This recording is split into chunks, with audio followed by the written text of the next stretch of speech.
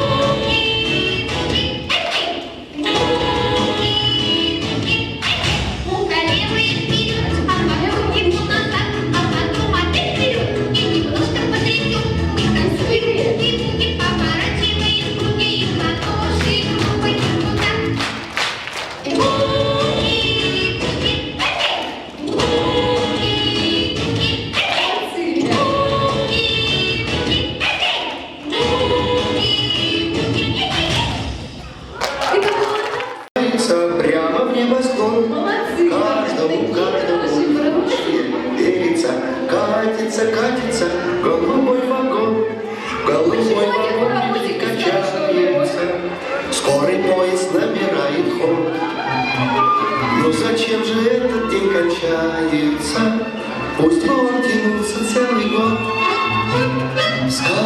Скатертью дальний путь стелется и убирается прямо в небосклон.